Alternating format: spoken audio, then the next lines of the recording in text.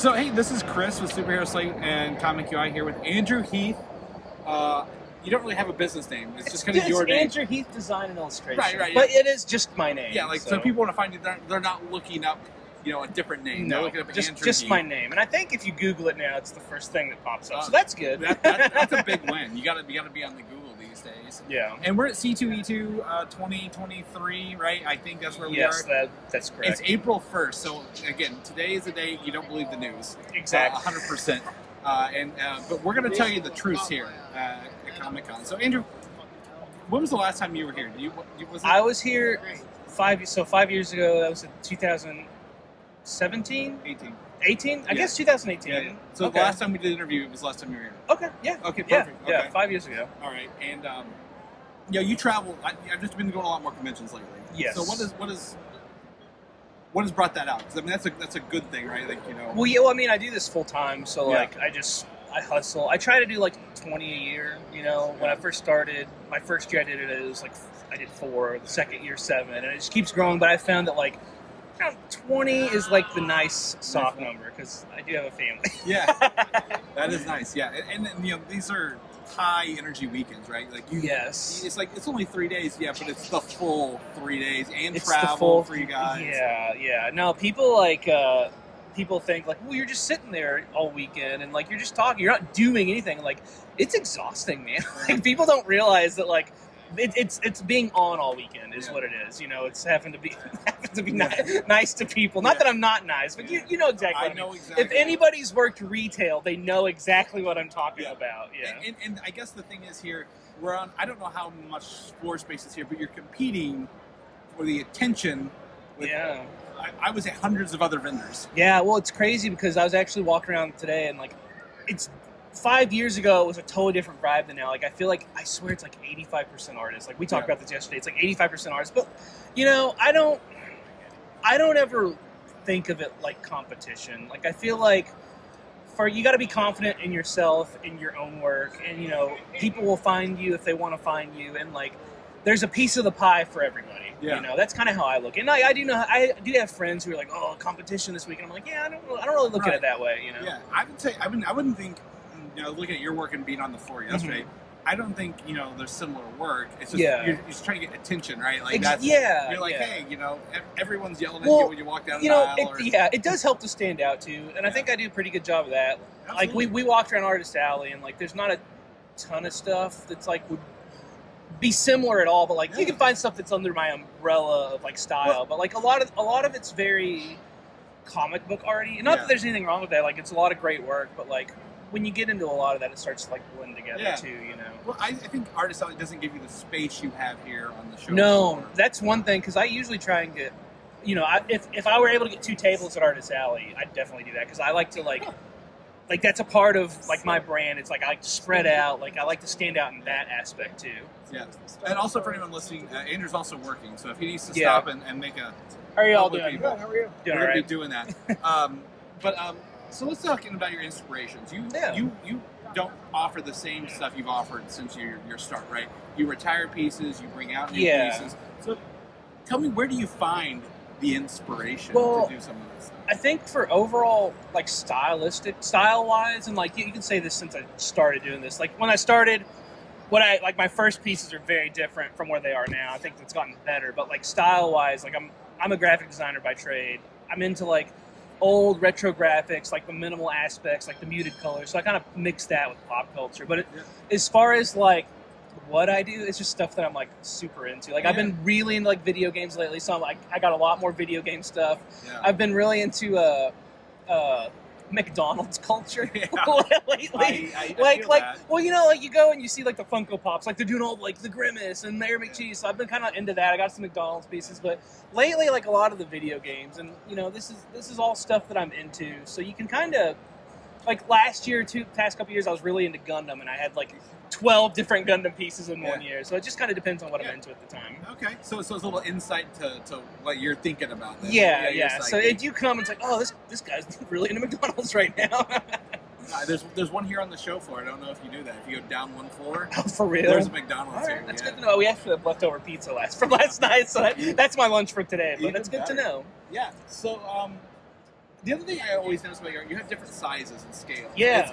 You don't take the small ones and blow them up to the big sizes. Mm-mm. Like it seems you design for the size that is printed in. Thank you for noticing that. Yeah, no, it's so funny because people are like, do you offer other sizes? I'm like, no, they're in the size that they're in. And then I have people reach out like online, like, can I get this bigger? Or like, can I get this in a different aspect ratio? I'm like, no, like it's for this size because like I use halftones and like I use specific sizes for the halftones for different ones and like it would really, I mean, you could blow it up or make it smaller, but like they are very specifically for the size that they're in. Yeah, so. I've always noticed like your Smash Brothers poster, which I think is probably one of your most popular. Yeah, pieces. no, dude, it is. Like it's not, you don't see it in the smaller sizes. No.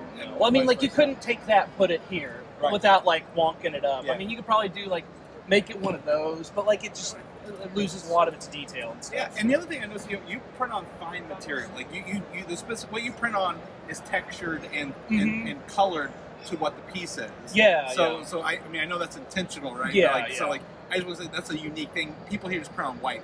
Yeah. Like, cardstock or well, this is actually white. Yeah. But when I was doing the screen prints, I would do on the colored paper. But like I did screen prints for a couple years, and like I shifted away from that because like just the expense of it. Yeah. But I still like to keep like the color to the edge to make it like look like it's a part of the piece. Yeah, you know? Yeah, it's part of the frame and the matte style. So absolutely. Because I feel like if you made that border white, it wouldn't look as good. He's pointing out his Mayor McCheese. Yeah, Mayor McCheese. Like if you it just wouldn't look as sharp. Yeah. So awesome. So other than the artwork here, obviously, we've known each other years. Yes. Other than the artwork, you've got some other things you've worked on. You've gotten pins in the past. You've done the popular card game Burger Battle in the past. Yep. Yeah, he's smirking at me. But your biggest thing is your I don't know the name of them right now. Frozen Culture. Frozen Culture. Yeah. So they are essentially popsicle vinyls. Yeah. With the bite taken out of it. Yeah, vinyl toys. So you have, is this your new set, or you have a new set coming? So right now we have the official license Back to the Future set. Next month we're coming out with a Ron English series. I don't know if you're familiar with Ron English. He's like a super popular contemporary. They refer to him as the godfather of contemporary art. Okay. He's super popular amongst that crowd. I just found out recently that he's been on The Simpsons as a guest, playing himself. Okay. And back in the 80s, he was doing artwork on the Berlin Wall. So it's like, but that's coming out next month. But yeah, that's kind of like my big new thing right now. It's taken a couple years to get going because like we did some soft launches, and this year's going to be a really big year for it. And it's great because you have the official licensing for them. Yeah, right? yeah. So where can people buy those if they want to get these? Because I think that's the cool part. Like, yeah. Right now, the Back to the Future ones, they're available on my website. And like he said, they're mystery vinyl minis, like little mini popsicles, like with bites taken out of them. But those are on my website. They're available at fye.com. They were available at BigBadToyStore.com, but I believe they sold out. And then, like the Ron English will kind of be a little bit everywhere, and then we have some other sets that'll be in retail, like Hot Topic, FYE, Box Lunch, stuff like that. Any teases on those that you want to say? Our big flagship line is going to be classic monsters. So we got like your Dracula, your Frankenstein, like the public domain ones. Yeah. And then that's going to be our flagship line. So we have several series planned for those. And then after that, we got another series coming out, a collaboration with Abominable Toys. They're like another toy company, and they have this character named Chomp, which he's like a Yeti, so that like really mixes well with the popsicle aspect. And then other than that, we're shopping for licenses, seeing what else we can come up with. Yeah, I know we talked yesterday, hopes and dreams, right? The Star Wars, Marvel, and stuff like that. Well, we're in talks with some of these retailers, and these retailers have direct-to-retail licenses, and we're waiting to get some lists back on those, and like hopefully we can get to do some cool stuff with that, but those will be like retail exclusives. Yeah, those are really fun. Thanks. And then the other thing that I don't think I've noticed before, your sticker line. Yeah. So your sticker line is interesting, and we talked about it a little bit yesterday.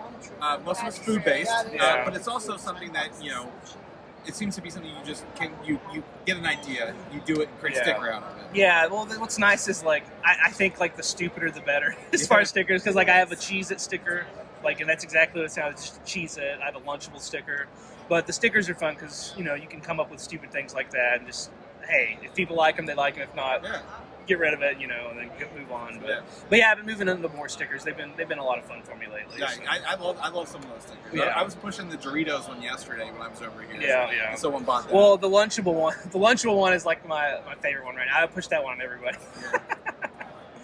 So, yeah, I mean, is there any? I mean, I don't know what else. Unless you want to say anything else. No, I don't guess there's anything else. Like, you had some good questions. Yeah. You know, not typical questions. So that's always fun. So I appreciate that. And people can order stuff on your website, right? Yes. The prints that are available. I have everything that we've talked about available at andrew-heath.com. So. Okay. Awesome. Well, thanks again, Andrew. Yeah, thanks, Chris. Appreciate it. Yeah, for sure.